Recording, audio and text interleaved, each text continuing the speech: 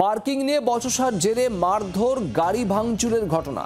প্রাক্তন আইপিএস এবং ডেবরা তৃণমূল বিধায়ক হুমায়ুন কবিরের ছেলে, তার বিরুদ্ধে অভিযোগ। লেক থানায় অভিযোগ দায়ের করা হয়েছে। কাঠগড়ায় বিধায়ক পুত্র শরীফ কবির প্রিন্স আনোয়ার শাহ রোডের আবাসনে এই গোটা ঘটনা। প্রতিবেশী আতিউর রহমানের গাড়ির কাঁচ ভাঙা হয়েছে, এমনটাই অভিযোগ।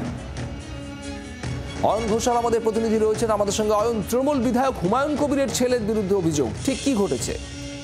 হুমায়ুন কবির এই বাড়িতে থাকেন না এবং হুমায়ুন কবিরের ছেলে, যিনি নিজেকে পেশায় চিকিৎসক বলে দাবি করেছেন, তিনি আলাদাই থাকেন এবং তিনি বিগত প্রায় 3 থেকে 4 বছর ধরে আনোয়ার শাহ রোডের এই যে অভিজাত আবাসন, সেই আবাসনের একটি ফ্ল্যাটে থাকেন, যে আবাসন 380 নম্বর প্রিন্স আনোয়ার শাহ রোডে, এবং যেখানকার পার্কিং এ একটি গাড়িকে পার্ক করাকে কেন্দ্র করে প্রথমে বচসা, তারপর বিবাদ এবং তারপর হাতাহাতি, মারধর, অশ্রাব্য ভাষায় গালিগালাজ এবং তারপর গাড়ি ভাঙচুরের মতো একাধিক অভিযোগ হুমায়ুন কবিরের ছেলে শরীফ কবিরের বিরুদ্ধে উঠেছে।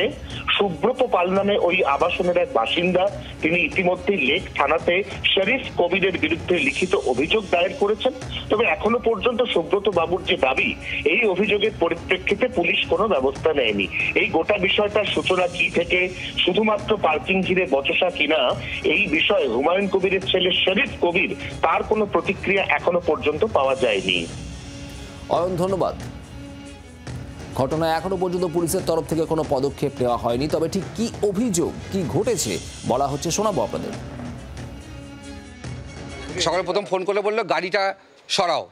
আমি বললাম যে গাড়িটা তো কমন এরিয়া আছে। বলে না, এটা আমার আছে। আর কাগজ দেখাও, থানায় চলো। ও থানায় যাবে না, এই দেখুন কাগজ সব আছে, এখানে প্রমাণ আছে। হ্যাঁ, এটা ইললিগাল গ্যারেজটা উনি ওনার নামে করে নিচ্ছে। তারপরে এসে দেখি দুমদাম করে ভাঙছে। ওটা তো ঠিক বাজে 2:40-এ। তখন আমার গাড়ি ওই বাড়ির কমন এরিয়াতে ছিল।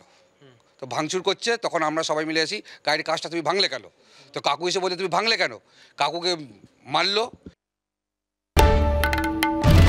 বাংলার আওয়াজ, বাঙালির আবেগ, জি 24 ঘন্টা।